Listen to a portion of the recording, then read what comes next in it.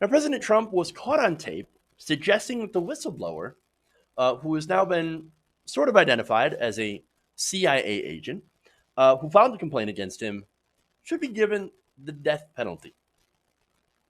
Talk about extreme.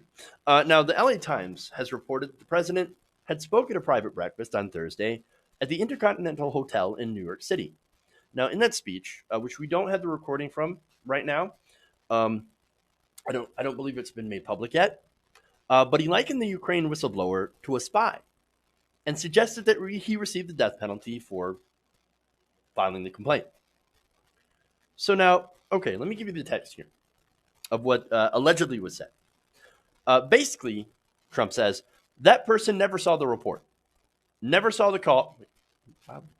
Okay. He never saw the call, heard something, and decided that he or she or whoever the hell they saw, they're almost a spy. I want to know who that person is, who the person who gave the whistleblower the information, because that's close to a spy. You know what we used to do in the old days when we were smart? You know, the spies and treason, we used to handle it a little differently than we do now. Okay. All right. So that's what we have here. Let me give you, let me set you straight on one thing. Whistleblowing is not spy. It's actually not leaking. This person ended up going through the proper channels and followed the proper procedure. So, because that's what you're supposed to do. Now, it was Donald Trump's team, the DOJ, William Barr, that did not follow the proper procedure. In fact, according to the complaint, Trump's team took the transcript and recording of the call and put it in a completely different computer system meant for classified information. That's classified national security secrets, not political secrets, which is what this is. There was no actual national security information in this, in that memo, in that transcript. Now, the DOJ also shut down 2 criminal referrals of the call, saying, "Oh, not a crime. No quid pro quo." Okay, nothing of value. Don't worry about it. No need for you to look at this whatsoever. Now, in this call, or I'm sorry, in this in this meeting, private breakfast, I should say, he went after the media for reporting it. You know, these animals in the press, they're animals. Some of the worst human beings you'll ever meet. They're scum. Many of them are scum.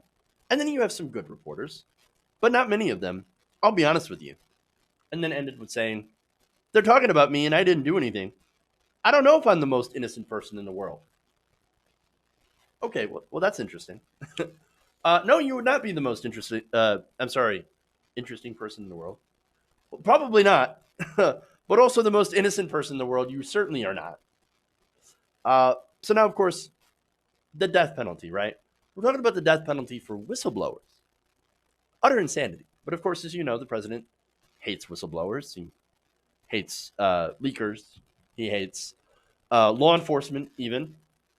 In fact, he said, don't even trust the FBI. Don't trust any of our intelligence agencies. And this is funny because as somebody who's on the left, that's our line, dude. What are you doing?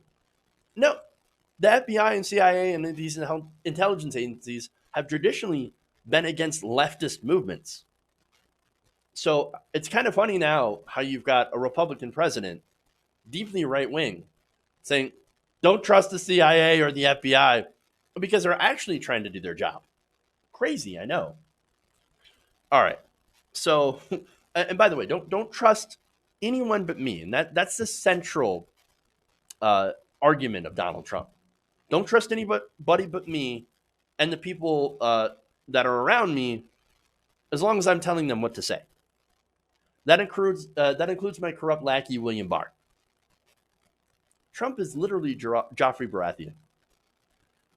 Now, that said, let's not pretend that whistleblowers were treated very well in the United States before Trump. They were not. Remember, Chelsea Manning, Edward Snowden. Chelsea Manning, by the way, Chelsea Manning was literally tortured in prison. This was during the Obama administration. Again, Edward Snowden had to flee to Russia because of what he revealed, the NSA spying. Again, under the Obama administration. John Kiriakou, Also, spent time in prison. Come on, dude. All whistleblowers, they end up going to prison. Come on, man. So again, let's not pretend that this never happened and that this only happened under Donald Trump, because that would be completely unfair.